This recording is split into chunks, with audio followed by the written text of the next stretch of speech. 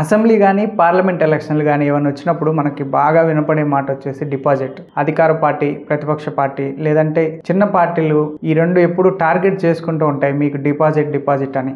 అసలు డిపాజిట్ అంటే ఏంటి, డిపాజిట్ ఎందుకు కట్టాలి, డిపాజిట్ ఎన్ని ఓట్లు వస్తే రిటర్న్ వస్తుంది అనే అంశాల గురించి మనం ఇప్పుడు తెలుసుకుందాం. అసలు డిపాజిట్ అంటే ఏంటంటే ఒక అభ్యర్థి తను పోటీ చేయడానికి వెళ్ళినప్పుడు తను సమర్పించే పత్రాలతో పాటు ఒక సర్టెన్ అమౌంట్ ఎలక్షన్ కమిషన్కి సమర్పిస్తాడు. కారణాలు ఎందుకంటే డిపాజిట్ లేకపోతే చాలా మంది ఏం చేస్తారంటే మేము పోటీ చేస్తామని వస్తారు. అందుకనే మినిమల్గా ఒక అమౌంట్ పెడితే కొంచెం మంది అయినా తగ్గుతారనే ఉద్దేశంతో ఎలక్షన్ కమిషన్ అనేది ఈ నిర్ణయం తీసుకుంది. అయితే అసలు ఎంత ఉండిద్దంటే ఒక ఎమ్మెల్యేకి వచ్చేసి జనరల్ మరియు బీసీ అభ్యర్థులకు 10,000 ఉంటుంది, ఎస్సీ ఎస్టీ అభ్యర్థులకు వచ్చేసి 5,000 ఉంటుంది. అంటే ప్రధానంగా ఈ డిపాజిట్ గోల ఏంటంటే డిపాజిట్ రాకపోతే అభ్యర్థికి ప్రజల్లో పట్టు లేదని అర్థం. ఆ నియోజకవర్గంలో అతడికి పట్టు లేదు, అయినా పోటీ చేశాడనే ఒక అర్థం.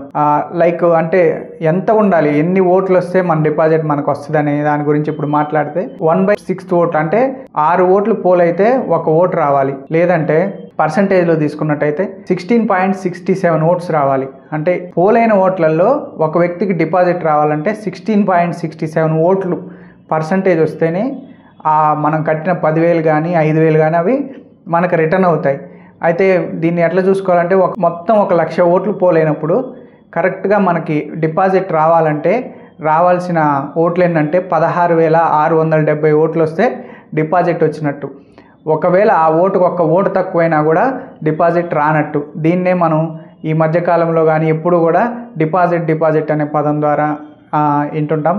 ప్రధానంగా ఈ డిపాజిట్ పెట్టడానికైతే కరెక్ట్గా ఎక్కువ మంది లేకుండా, లేదంటే కొంచెం మంది ఫ్రీ వచ్చిందంటే ఎక్కువ ఇంట్రెస్ట్ చూపిస్తారు, ఫ్రీగా పోయి నామినేషన్ వేసి వద్దామని ఇంట్రెస్ట్ చూపిస్తారు. దీనివల్ల ఇట్లా వేయడం వల్ల ఏమైందంటే ఎలక్షన్ కమిషన్కి చాలా బర్డెన్ అవుతుంది.